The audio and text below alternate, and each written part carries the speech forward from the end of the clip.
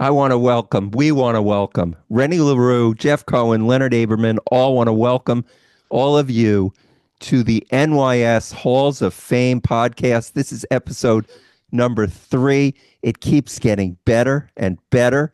And since it's 3 better, our guest on this podcast, well, let's put it this way. We are so thrilled to welcome a true New York Yankees legend and one of the most unique stories in all of sports, and that's Ray Negron.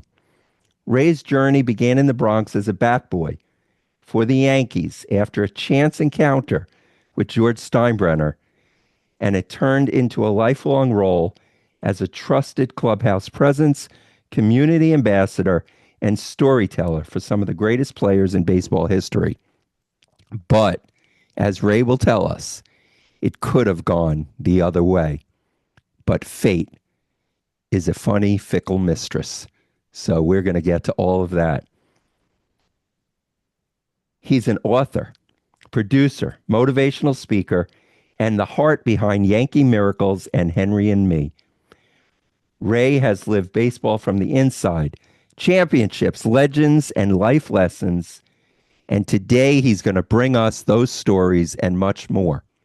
In 2019, he was inducted into the New York State Baseball Hall of Fame in a class that you will be amazed included Ron Guidry, Ron Darling, Bobby Mercer, Jane Forbes Clark, Thurman Munson, Howie Rose, Bill Madden, Gene Monahan, and on and on.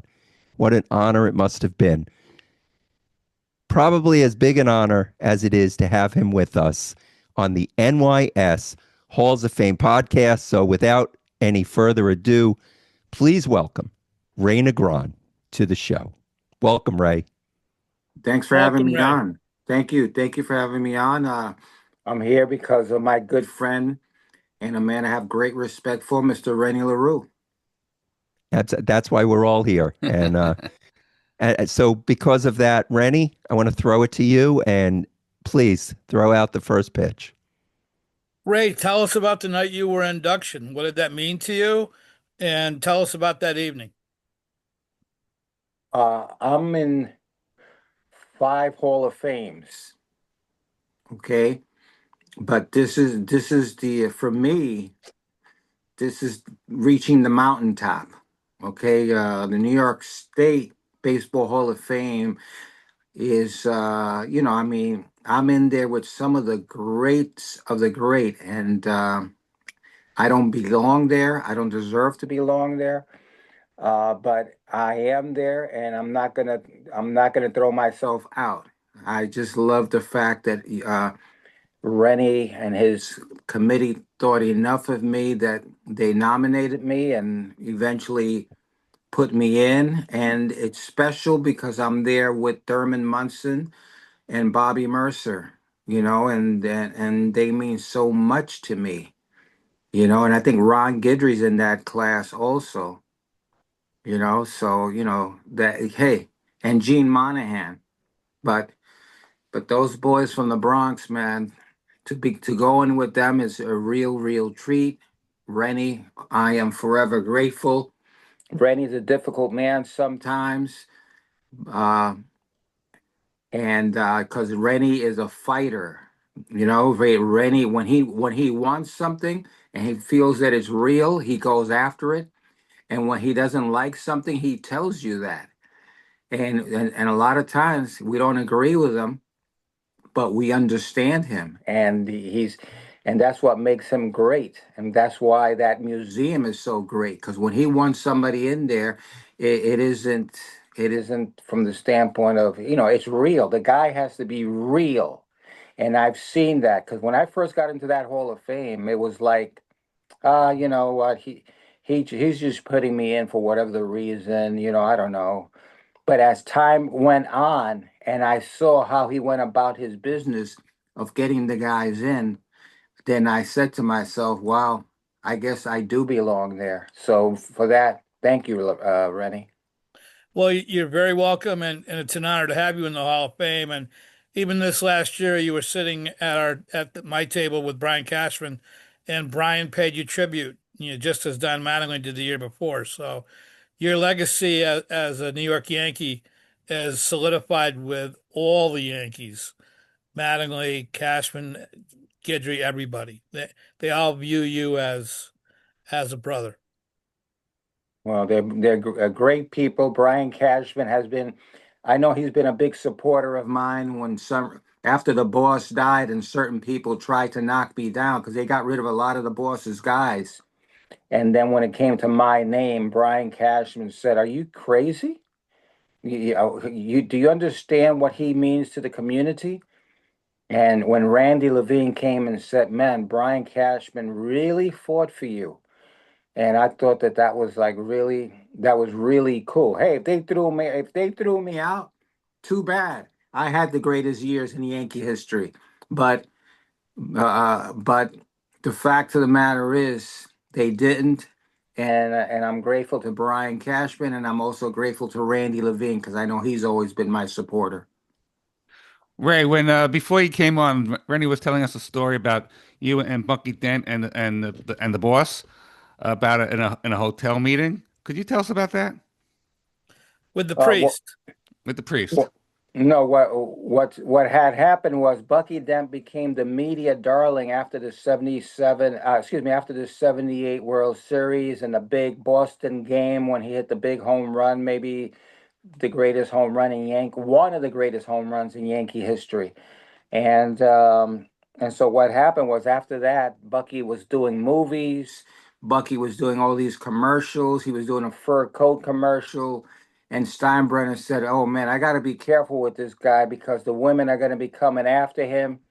He's going to end up like doing orgies and stuff."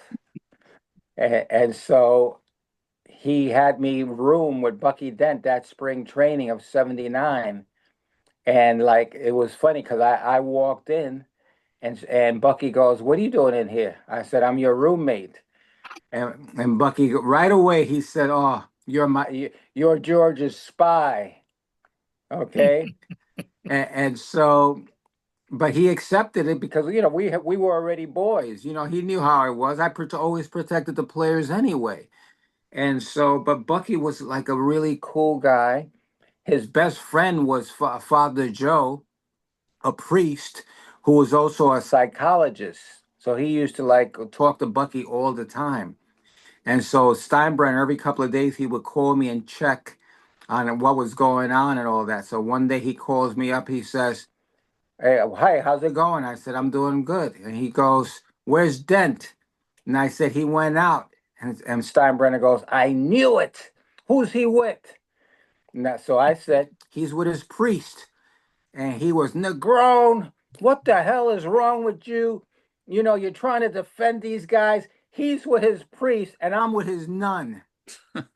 And I said, "Boss, he is literally with his priest." And I had to prove it to him, and it was hilarious. But that was Bucky. Bucky wasn't like this wild and crazy guy. Hey, in those days in the '70s, we had orgies and all that kind of stuff. But Bucky wasn't one of the guys participating. I so wanna, if we were a different type of show, I would ask you right away about those orgies, but we are not. So Oh, it we'll is what we'll it is. we'll have to save table that for a when we come up with a different podcast. But for now, A show that starts after midnight. exactly.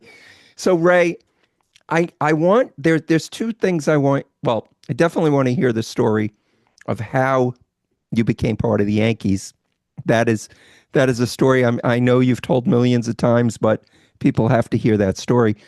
But did that come after you were drafted by the Pittsburgh No, Pirates? no, no. No, it came before. Okay. Before that was 1973. I was 17 years old. Me and a few guys were outside Yankee Stadium. The stadium was going to be renovated after that season. So the walls were always marked up with graffiti. And one day, one of the guys gave me a can, and I started spray painting an NY, believe it or not. And all of a sudden, a car drives right up on the sidewalk. Two guys run out. I'm the one that's caught. There was five of us, and I'm the one that's caught. I'm put in a holding cell. And then because this one security guard said to the other guy, that's where he belongs. There's nothing that you can do for these people. And that guy stared at him for a minute, and then told the cop that was running the holding cell area, give me the kid. And next thing you know, they're dragging me. I thought they were going to take me to some room and beat the hell out of me. But they're dragging me. They took me to another room, all right. It was the Yankees locker room. And I walk in and I see all the white, beautiful pinstripe uniforms.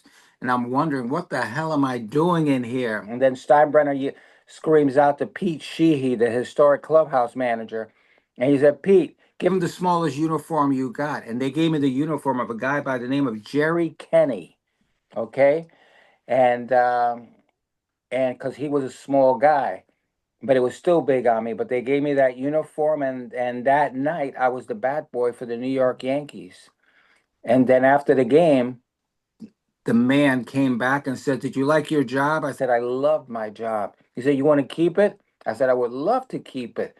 And then he says, "Then from now on, you're working for me, and you will never mark up Yankee Stadium, and you're going to talk to your guys. I don't want to know who they were. I just want you to tell them that if they don't keep off my walls, then you're going to be right back out there with them." And we never marked Yankee Stadium walls again. And you've been with them ever since. And I've been with the Bronx Bombers for parts of 52 years. So then, okay. So now you're the Yankee bat boy, you're with the organization, and you get how so I want to get I never really heard the story of, I mean, you were drafted you were the 43rd pick in the second round, 43rd pick overall in the what was it, the 1970 1975. draft. Okay. So And let me tell you what happened. yeah, So anyway, I knew that I was going to get drafted because I could play. And honestly speaking, in 1974, I was the best player in the city. It wasn't even close. I was definitely the best hitter, and the Pirates and everybody else started following the Yankee bat boy. I mean, in September of '74, the Yankees were making a run for it. We were in first place for the first part of September. And so we had all these teams coming in to scout the Yankees in case we got into the World Series. And in watching the Yankees, they also got to see me because I used to take batting practice with the Yankees, take ground balls, everything. So I became someone that was of interest. And I ended up having workouts with all of these teams. And what had happened was in when I got drafted, George Steinbrenner was really upset with Pat Gillick, who was a Hall of Fame general manager. He was our scouting director then. And he had seen me play a few times. And he told Steinbrenner, don't worry, Ray won't get drafted to the 10th or 12th round.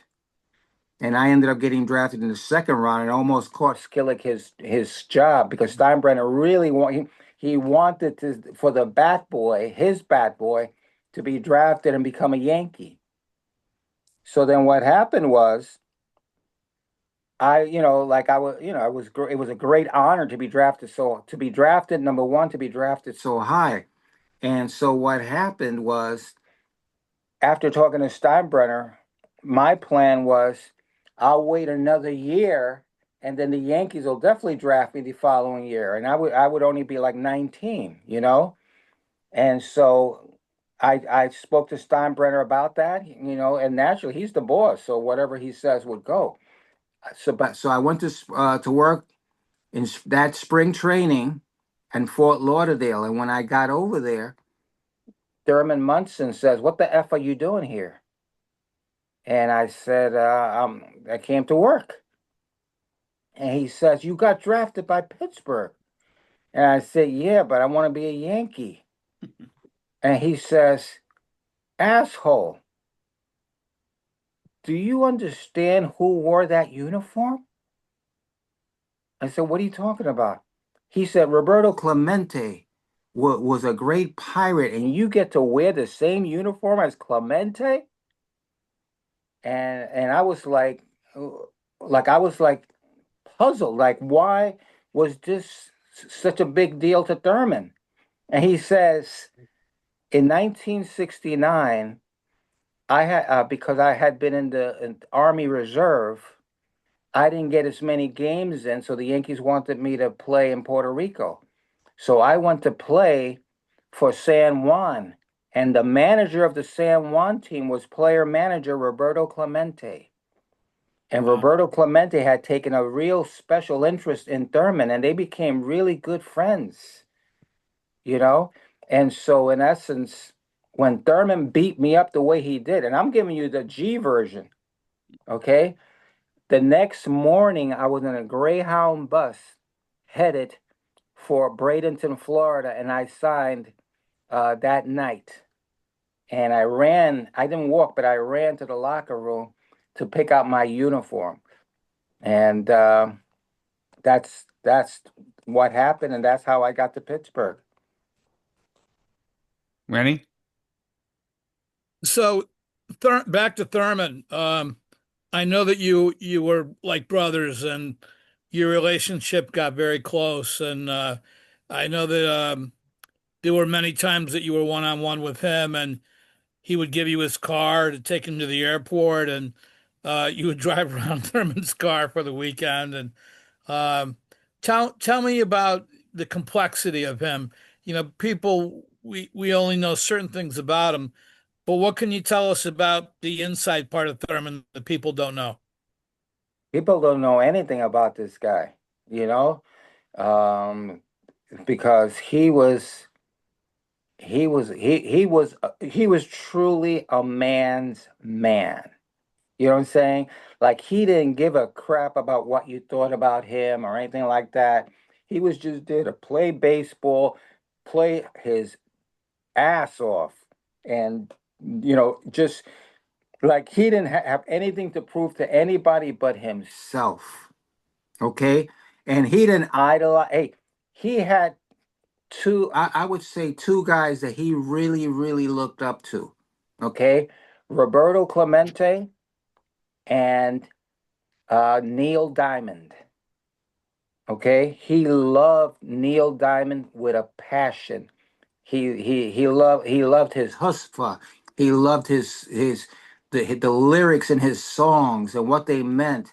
He was always singing "I Am I Said," and when you listen to the words of that song, you can understand the concept of who he was. He Hey, when Reggie got there in '77, he said, "I'm the straw that stirs the drink, and Thurman Munson can only stir it bad."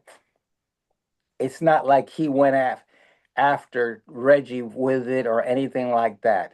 If anything, and I was standing right there when Reggie went up to Thurman and said, "Hey, man, uh, you're probably pissed off because everybody is about what you think I said." The guy miss whatever the word is, and Thurman said 17 times. That was the only reference to being angry at all. And after that, he walked away. And so, you know how I fixed that? Because I fixed that. We were in Detroit. And by this time, it was like August, I think. I would have to look at the old schedule to see what the last time we were in Detroit. But we were in Detroit, and we were really starting to pick up a little bit. But I knew that these two guys had to really bond and mesh together in order for this thing to work, you know. And I used to talk to Billy about that. And so what happened was Reggie was always like the last guy in the clubhouse, and so especially on the road. And then he would get a cab and go back to wherever he was going to go. So what happened was, I'm waiting for Reggie because I was going to leave with him. And then I went into the trainer's room. When I got into the trainer's room, Gene Monahan was working on Thurman's knees. And so he goes, "You still here, huh?" And I go, "Yeah." Hey, I said, "Thurman, Reggie wants to know if you want to go hang out at Gordie Howe's new sports bar." And Thurman goes, "Reggie wants to?" I said, "Yeah, he just asked me to ask you." And he just was like staring puzzled. And he goes, "Yeah, tell him I'll go." And so then I went back to Reggie and I said, "Hey, Reggie, Thurman wants to know if you want to go to Gordie Howe's place and just get something to eat or whatever." And he goes, "Thurman said that?" I said, "Yeah." Oh, damn. "Yeah, tell him let's go. And then you go out and get a cab." And I said, "All right." And I hooked it up. I got the cab. They walk out together. We went over to Gordie Howe's place. And we had a really nice time. I mean, Thurman jumped Reggie's ass, told him a few times, what he thought of him and what he thought. I mean, they really aired it out. And then all of a sudden, it was cool. We finished eating. And I got to tell you a funny story, what happened at the end. So we finished eating and we're getting ready to leave. And Reggie goes to Thurman, "Man, I'm glad you invited me to come out today." And Thurman looks at me like, "You little," I don't want to use the words because we have a lady in the audience, but it starts with a C and it ends with a sucker. "You little C sucker." And so Reggie looks at me and then at Thurman and he goes, "Why, Ray lied?" And then they just laughed. They just laughed it off, and the rest from that point on. And Reggie has said this on a couple of documentaries, including the one with Bob Costas, where he said we were friends. We became friends, and that was because of Ray Negron.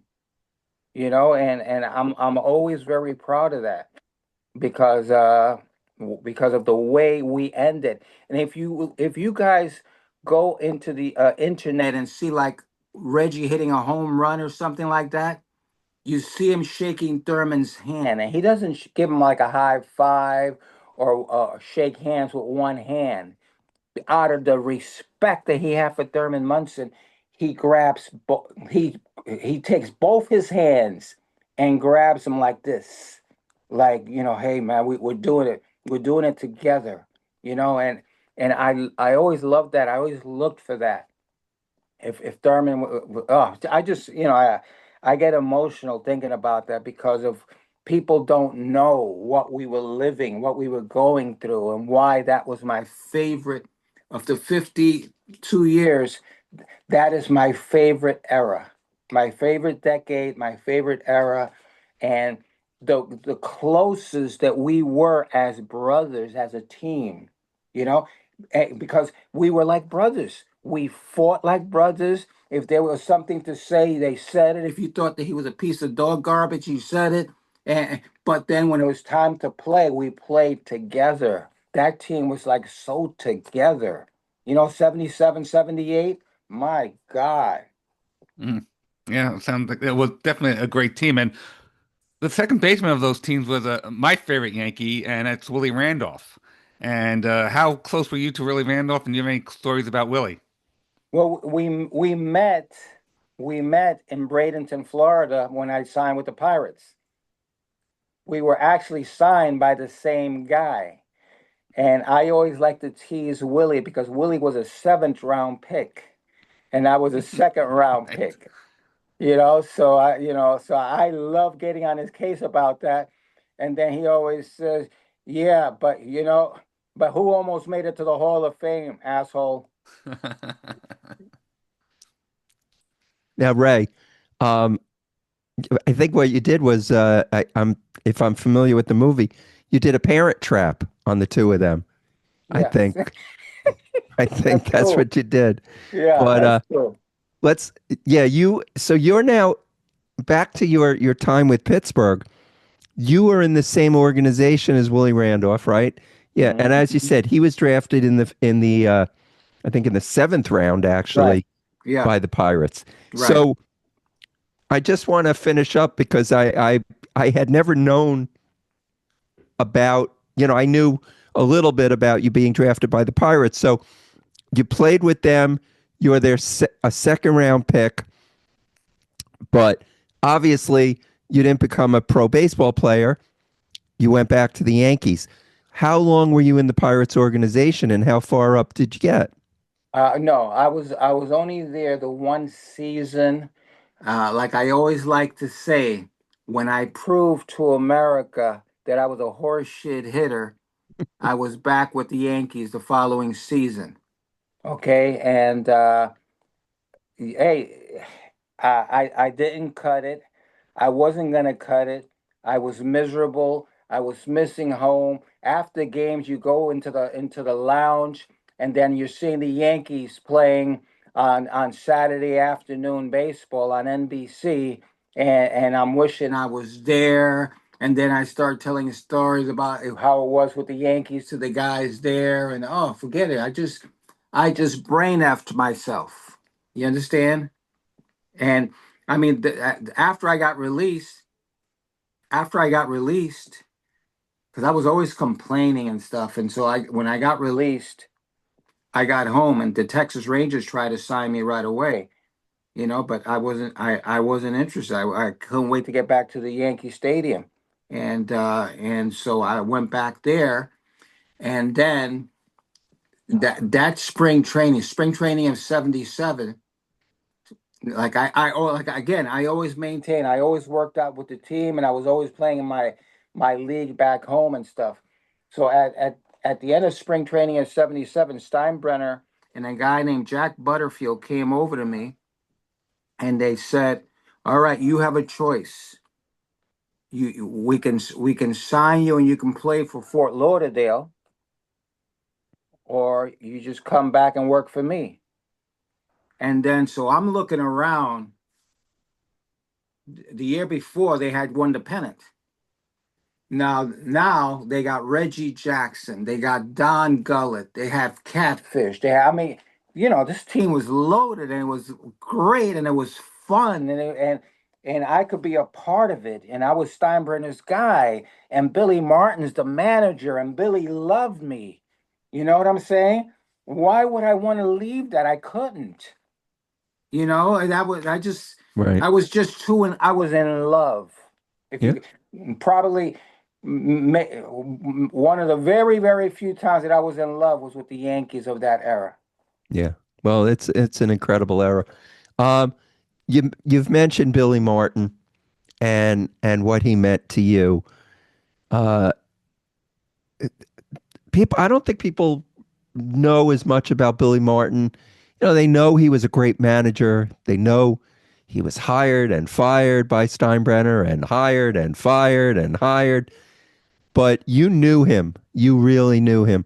Could you tell us a little bit about your relationship with Billy Martin?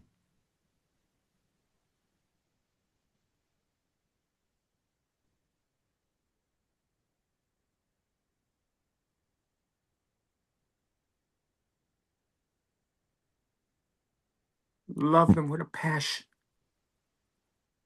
With a passion. I loved him more than I loved my own father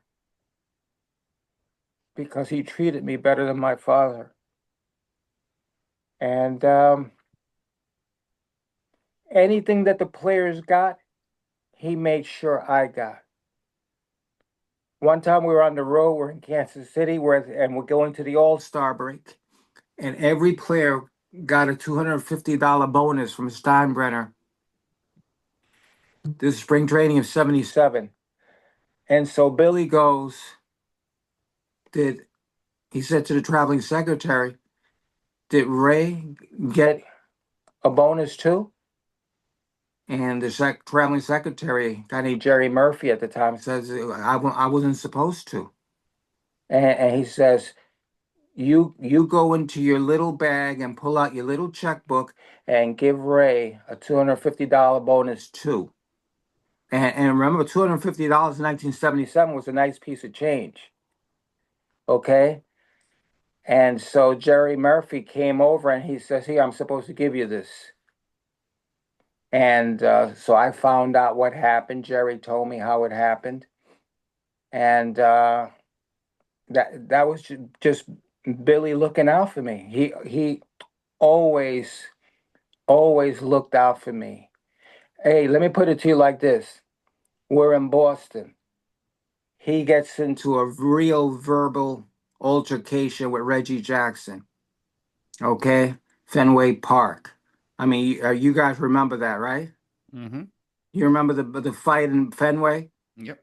Jim Rice hits a lazy fly ball to right field. Ball dropped in.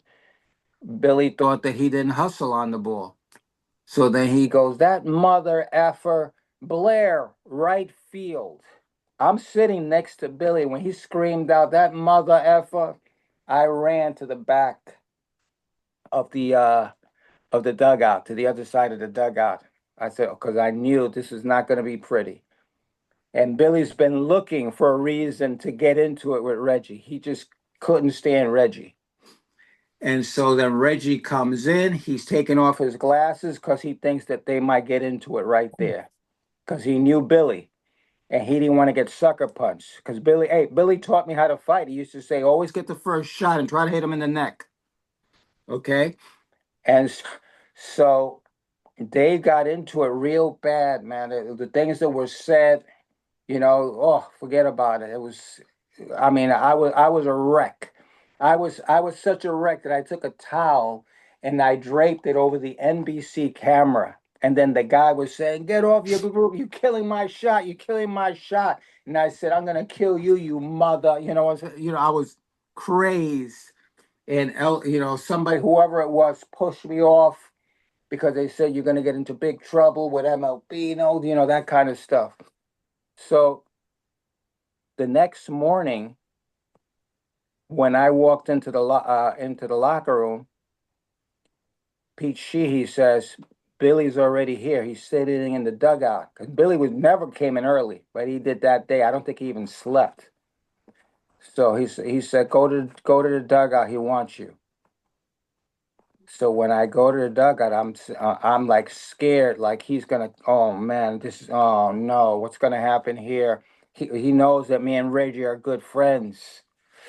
So when I walk into the dugout, he says, "Come here, pal." So I sit next to him, and he goes, I'm sorry for what happened yesterday." He apologized to me. "I'm sorry for what happened yesterday.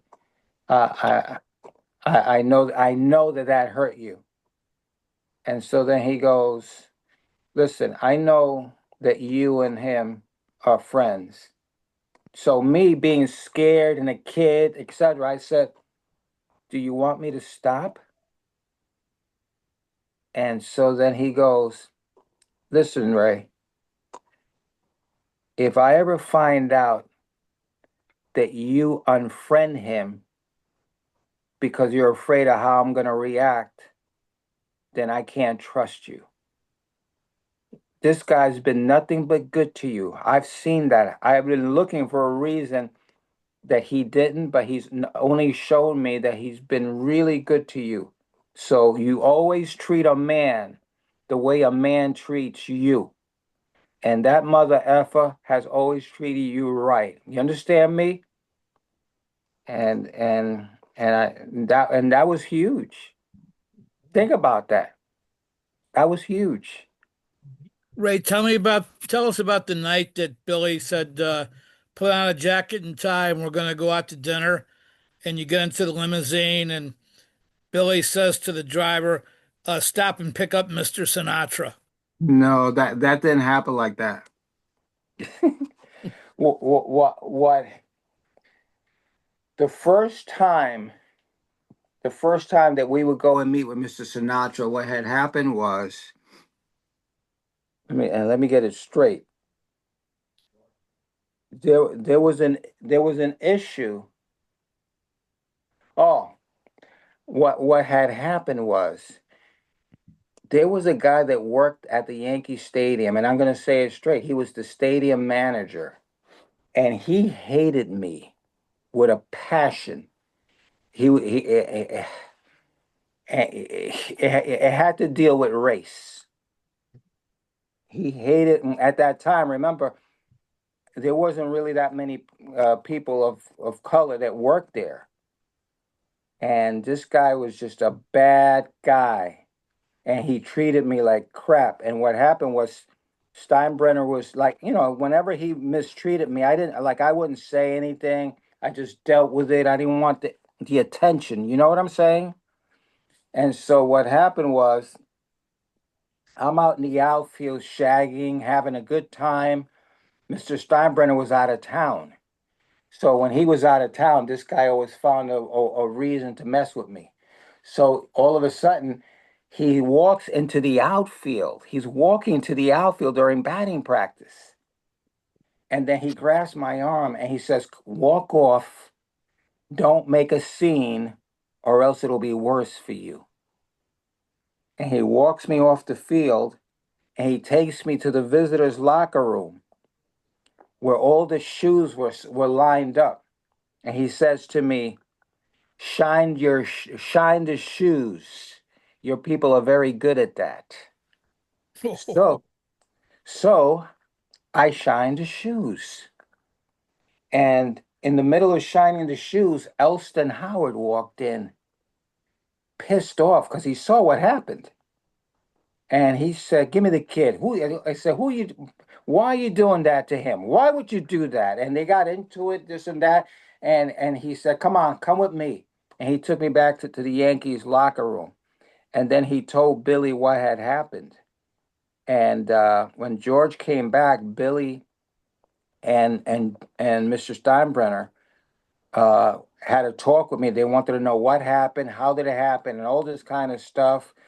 And so I said, like Steinbrenner says, "Why do you think this keeps happening to you?" And I said, "Because that guy's a prejudiced mother effer. I don't care. That's what it is." I said, I'm gonna be honest with you. I said I wish I was white so I wouldn't have to go through this shit. And Billy got mad at me, was pissed off. I mean, he said words that even I don't say. Okay, he was that angry, and he was saying to me that you never disrespect your heritage. You never, and remember, Billy Martin he was Italian and also Portuguese. And he says, "You don't ever disrespect your heritage or anything like that, and this and that. Go downstairs," meaning go back to the locker room. "Go downstairs. We'll talk later." And so what happened was he took me to a restaurant. After that, I don't know how many days after that, but he took me to a restaurant. He says, "What are you doing tonight?" I said, "I'm not doing anything." It was like an off day. And so he says, "So you're going to go eat with me?" And he took me to a restaurant in the city, 56 on Broadway, called Patsy's. And when we went in there, he goes, "Stay here." And he went upstairs. There was two-level restaurant. And so then after that, I'm waiting there. And remember, at the time, I have a big afro and everything. So the guy that owned the restaurant came down and he says, "You with Billy?" I said, "Yeah." And he said, "Come with me." And he takes me upstairs. And when we go upstairs, Billy, it was to the back of the restaurant left. And Billy was sitting there in a corner table with Frank Sinatra, Sammy Davis Jr., and a couple of other guys. And it was during that time that Billy told Mr. Sinatra what had happened. And Mr. Sinatra was huge on the whole civil rights thing. He was big in helping Sammy. He opened up the doors in Vegas for black entertainers and all that kind of stuff. And this guy didn't even know me. And he cursed me out from the standpoint of how I disrespected and all that kind of, oh my God. But after that, we became very friendly. And I would say that I probably had dinner with Mr. Sinatra at least a minimum of 3 times. And I was very friendly with Sammy Davis Jr. I used to introduce him, like he used to perform at the Sunrise Theater in Fort Lauderdale, always during our spring training. So I would always get the guys to go and visit with Sammy, and they like Winfield and Griffey. They all loved that. Ken Griffey Sr., not Junior. Yeah, that's amazing. That's absolutely amazing. Ray, we all heard of the Yankees with the Mount Rushmore, Babe Ruth, Lou Gehrig, DiMaggio, Mantle, and the people one put Jeter and Yogi and all great, great, great, great players. But one of the most beloved players would be Bobby Mercer. And I want to know about your close relationship with Bobby Mercer. Hey, my first game, Bobby goes, "Where they got you?" So I said, "I'm the ball boy down the right field line." And so he goes, "Put your stool over there and come back." So I ran down, put the stool down, came back. And so then, before the game starts, when the guys are going to go on the field, they play "Here Come the Yankees." Da da da da da da da da da da da da da da. And so Bobby says, when Eddie Layton starts playing the organ, you're going to run out with me. And, well, get ready. Okay, get ready. And all of a sudden, Eddie Layton starts the thing, and then we ran out. And do you understand the magnitude of that, the thrill of that? And I'm running out there with Bobby Mercer at that time. That was my guy, because I loved Mickey Mantle as a kid. And then when Mantle quit, Bobby Mercer was supposed to be the next Mickey Mantle. Hmm. So naturally, everybody in the neighborhood wanted to be number one. And they were like you play these stickball games and all these games, and everybody wants to be Bobby Mercer. And I wanted to, I love Bobby. Bobby was like just fine wine, man. Just a good guy. And he only got better as a person. He only got better. He was just a good guy, man. That's all I He can say about him. he never wanted to leave the Yankees, and of course he was traded to San Francisco and then back to Chicago. But then he came back to the Yankees and ended the Yankees, and then had a long career as a broadcaster. He was a true, true Yankee. Thank God that he came back when he did, because of Thurman Munson, Hmm. because that was his guy. Yeah. And Thurman really had a big respect for him. And to Thurman's credit, when they traded Bobby, we got Bobby Bonds. And Thurman and Bobby Bonds were really close. They became really close friends. It was a cool relationship. It was just because I was wondering how's that going to work. Bobby was your guy. Now Bobby Bonds is coming in here, and man, Thurman made it so comfortable for him. Hmm. I was it was really funny to hear Goose Gossage tell the story about when he was pitching to Thurman. Thurman wouldn't put a sign down, uh, and he kept glaring in at him, and Thurman was laughing. So he calls time and motions for Thurman to come out, and he goes, "Why aren't you giving me a sign?" And Thurman said, "Everybody knows what you're going to throw. You throw it, and I'll catch it." And I just hearing Goose tell the story. Goose loved Thurman too. Yes, he did.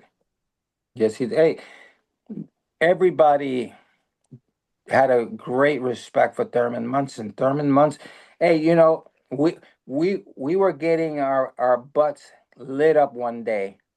Okay, it was almost like we had given up in that game. And so Thurman, as the captain, like he wasn't like rah rah, listen, this kumbah kind of. No, he went. He got like his bats. He walked in because everybody was like, hitting the spread, having their beers, putting out the what he calls. So Thurman walked in with the bats, and he just dropped them. You know what I'm saying? He just dropped them so that it would make a big noise, and that was Thurman's speech. You know what I'm saying? Because everybody stopped what they were doing. They looked, they saw, and they said, "Okay, we got it. We got it." The year that the Gator was 25-3, I think I saw every game that was on TV that Gator pitched. And after every game, Gator threw a lot of complete games that year. Thurman would come out and he would take his hand behind Guidry's cap and push it forward like we would do when we were little leaguers, to muss up his cap. And Guidry loved that. It was just a little dynamic the two of them had that was special. No, it's just that Thurman was special. Thurman was special. He just like nobody's business. And George had to love Thurman. They're both from Ohio. A funny story. Like Thurman was supposed to be like the highest paid player, and then we got Reggie, and Reggie was the highest. And so the boss knew that Thurman was pissed off. And so then he told me to tell Thurman to come upstairs because I want to talk to him. So I went and told Thurman the boss wants to see you. So we go upstairs, and like in situations like that, a lot of times the boss would just have me sit there, you know what I'm saying, to try to defuse. So I'm sitting there, and Thurman, like the boss is behind his desk, and Thurman didn't have any socks on. And so because he came up with shower shoes. And so then Thurman takes his feet and puts it on the boss's desk. And the boss is like, he looks at me like, what the fuck is this guy doing? But he didn't say anything, and I found that to be hilarious. And Thurman did that on purpose, it was just hilarious. And Thurman told everybody that he did it, you know. No one believed it, but yeah, he What did would it. it be like now if George owned the team? How would it be different? I mean, he wouldn't be different. You listen, we hear it all the time. If he was alive, if George was alive, you hear this every day, you know. But it's just hard to make that call because the dollar is so different. You know what I'm saying? The dollar is so different. So, George, listen, he was a smart businessman too. Okay, he was notorious for spending the money, but the money was different. Because I don't. It's a hard. Nobody can answer that question. No one can answer that question. So I don't. I just don't know. I mean, if he had money like Steve Cohen, but he never had money like that. So it's a tough call. Yeah, there was when George owned the team, there was that prestige, and the Yankees still have that prestige. But the money now, every team seems to be owned by a billionaire. The Mhm. Dodgers, the Mets. I mean, the Yankees aren't, the owners aren't billionaires, or maybe they are, I don't know. But it's baseball's a lot different now. The money is spread out. And it used to be the joke was, that like it like now, if it was back then and Paul Skeens was pitching for the Pirates, the joke would be he'll be pitching for the Yankees. this guy will be with the Yankees. That's right. Now it's actually everyone says they'll be pitching or playing for the Dodgers. Yeah. You know, Yeah. it certainly changed. Ray, so I was looking at the lists of people that you've interacted with, players and personnel, and just even the announcers for the Yankees, and I mean you had Phil Rizzuto for the Yankees, and on and on. But Greg Nettles was a incredible player for the Yankees. Personally, I don't think he gets his the due that he deserves. Tell us a little bit about Greg Nettles and what he meant to that Yankee organization. Greg, come on. Greg Nettles for me is a Hall of Famer. Okay, he had as good a hands as anybody, and that includes Brooks Robinson. Okay, and he was a good hitter, and he was a tough dude, man. And you didn't mess with Greg Nettles. Okay, I mean, ask George Brett. Okay, so no, it's just he was a tough dude, man. I had great respect for him. Great respect. Hated Reggie. He hated Reggie, boy. But it was what it was. But he was a part of that whole thing, man. He was, we can't win without Nettles. I mean, it's just that was just a fine-tuned machine, man. I mean, if you look at every player and what they represented and what they meant, whether it was Mickey Rivers or Roy White or Lou Piniella, I mean, that was a real fine machine. Right, in your era where you loved like the 70s and the early 80s, traveling around the American League, which city did the Yankees enjoy going to? I mean, I know there's Boston and there's Tampa and Baltimore. Was there a special city, going Chicago, that they enjoyed going to? Well, I don't know about them. I love LA because there are a lot of nice girls over there. You could pick up girls real easy in LA. I love LA.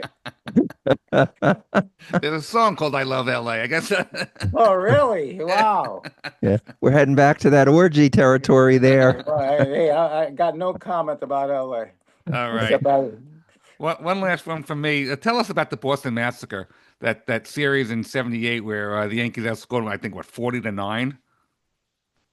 it- well, I mean, it went twofold because they did it to us too at one point. It was funny when they did it to us, like Catfish Hunter pitched one of those games and they just lit him up. Okay. And after that game in Boston, it was the last game. And then me and Thurman were driving back to New York. Why we were driving back to New York? Because I was going to take him. The team was going somewhere else, and there was a day off in between. So I drove Thurman back to New York. Our plan was that I drive up to Boston, and then from there I drive him back to New York so I could take him to Teterboro Airport so that he could jump on his plane to fly home so that he could spend the off day with the kids. And on our drive back, he was like real sad. Like he was like he hated how they lit up Catfish Hunter. I mean, everybody respected Catfish. And Thurman really had a deep respect for him. Catfish was a man, and Catfish never complained. Never what he call it. You never knew if he won or lost. He always had the same demeanor, no matter what. And like Thurman was saying, man, he said, Ray, man, no matter what I put down, no matter what sign I put, they just bashed him. I put down two, they bashed. I put down one, they bashed. I put down three, they bashed him. I said I couldn't do anything. I tried everything. I tried every trick, and they still hammered Catfish because he was taking the responsibility for that. Just showing you how Thurman was. like it was my fault. There's something I could have done to help catfish more than I did. You know, that anyways, that is, Ray, before we came on, Rennie mentioned something about you involved in some kind of movie or something with that Chaz Palminteri or saying his name wrong, but you are you involved with some sort of movie now? I've been a member of the Screen Actors Guild for over 40 years. Okay, I've done. I was looking the other day. Actually, I went on again on the internet to see. I was curious how many movies have I actually worked on, and it was over a dozen films that I've done. And I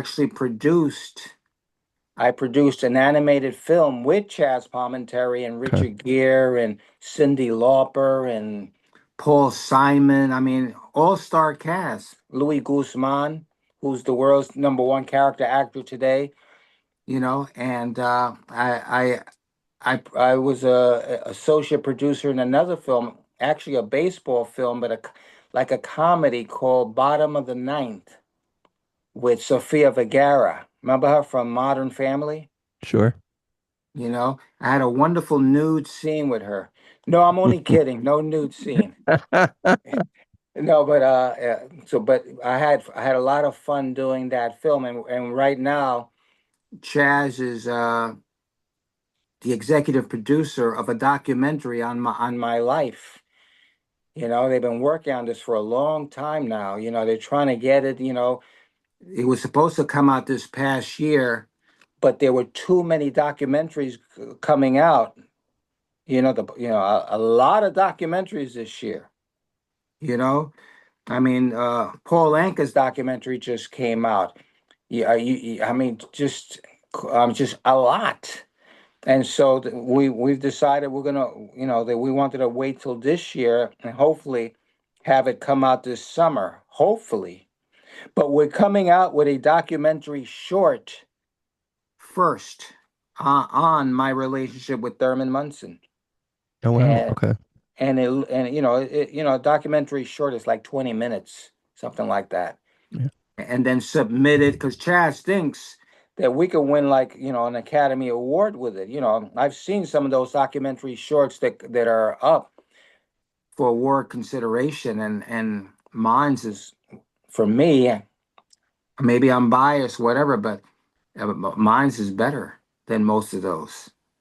Well, Rennie, isn't there a theater at the New York State Baseball Hall of Fame? There is with a regulation size screen and 50 seats given Mm-hmm. donated by uh, some people that the old Yankee Stadium when they tore that down. I have 50 of those seats in our theater. That would be a great place to, if not premiere the Oh, movie, we definitely should. show the Well, movie there. let's do it. Hey, listen. So, like I said, it's only 20 minutes, so it's not like you. What do you call it? So we should do something there. I would love to have it there. That would be Ray, how pretty did you cool. meet Sophia Loren? Sophia Loren. Uh, I was introduced to her by a promoter, a music promoter of no less, and he knew that I'm a big movie buff. I love Sophia Loren. I've seen all her movies. You know, and we were introduced, and we just had a nice chat, man, and she was really cool.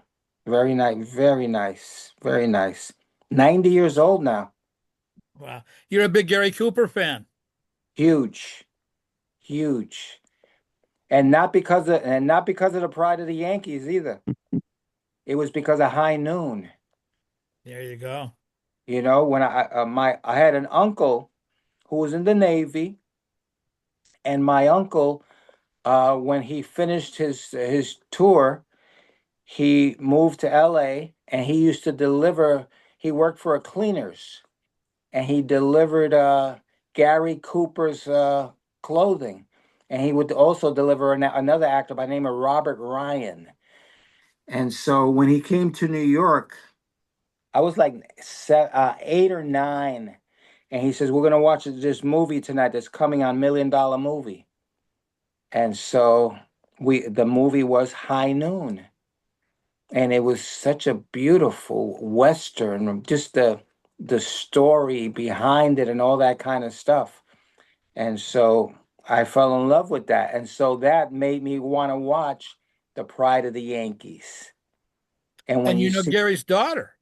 well, when you see The Pride of the Yankees, what happened there, let me tell you, it was because of that movie, the end of The Pride of the Yankees. You see Gary Cooper, Lou Gehrig and his wife walking out of a cab, getting out of a cab and going into gate 4. And then this little boy is out there and he stops and he talks to the boy who he had hit 2 home runs for one day. So because of that, I started hanging out outside gate 4 at Yankee Stadium. And that's how that whole thing of hanging out there, doing the walls, that's how that happened. Wow. And so years later, I would get to meet Gary Cooper's daughter, Maria, and her husband, Byron Janis, who was the world's greatest classical pianist. And so someone had told, because I've written 5 books, and Maria had one of her books out of HarperCollins. So someone told her that I wanted to meet her, and she gave them my number, and we ended up communicating. I ended up going to her house, and after that, we just became buddies. To this day, we are buddies. I am probably one of her closest friends. And she tells me the greatest stories about her father and all the different people that she's met. Because she's met she's 87 years old. So, she met everybody, all the greats, all the greats. Oh, and I tell you a real quick story about Maria. Naturally, she knew Frank Sinatra very well, and she got to meet Elvis on several occasions. So me being me, and she's like cool. She's a really cool lady. She'll drop an F-bomb on me and stuff. I'm telling you. And so I said, Maria, honestly speaking, if you was like gonna hang out, intimately with Elvis or Sinatra, which one would you pick? And she said, Frank, any day of the week. I said, but Elvis was better looking than Mr. Sinatra. And he goes, Ray, Frank, any day of the week, and I'm not going to tell you why. And I said, okay. Ray, that you are the stories. This has been so enjoyable, and I know that we've had you for over an hour. But there's one thing, and we're all proud of our children, and fate has played such an important part in your life.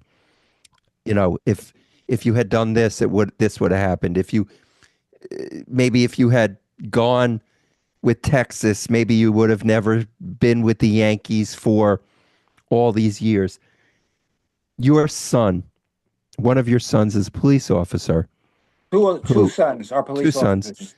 Okay. And we thank them for their service, and I'm sure you're very proud of them. One of them helped deliver like 5 babies at different times. Yes. And could you just tell us that story? Because Now, let me I've just got put to it to you hear it. this way. Actually, Jennifer Hudson flew him out to California to do her show, and it was really cool. But let me say this. The first child was not breathing when he got to it, and he had to do a procedure to get the passageway cleared so the baby could breathe. The baby was purple when he got to it, you know? The baby was purple. So he did the procedure, saved the baby's life. When he got outside, he calls me crying, telling me what had happened. And I said, why are you crying with what you have just done? And he says, I'm crying because if George Steinbrenner doesn't save your life that day, I wouldn't be here now to save this baby's life. And the baby would have died. How crazy is that? I had to hear that again. I brings tears to your eyes, and it's a beautiful. It's beautiful. Yeah, that's And let me add, in praise to my siblings. There were 7 boys in my house, and due to gun violence, drugs, etc., I'm the only one that's alive. So evidently, God had a master plan for me. That's the only way that I can put it. wow. Ray, we want to thank you, Rennie. Is there anything else that you want to say to Ray? Because we could go on and on. He what an incredible the choice of him for the New York State Baseball Hall of Fame. A unanimous decision, I am sure. It was. And when we inducted Ray that evening, we had 493 people in the room. You could not fit another chair in that room. And Ray's induction speech was one of the best I've ever heard. So it was, we believe in a full baseball experience. It's not just for players or coaches, but it's for people like Ray that have lived their life with a love of the game. So we appreciate that, Ray, and we commend you for that. Thank you. Appreciate it. Appreciate Thank, all of you guys. thank you so much for joining us. Thank you, Ray. We thank you. Is there, if you want to give out any of your social media or anything, if Just check me out on Ray Negron Yanks on On them all. Instagram. Ray Negron Yanks on Instagram.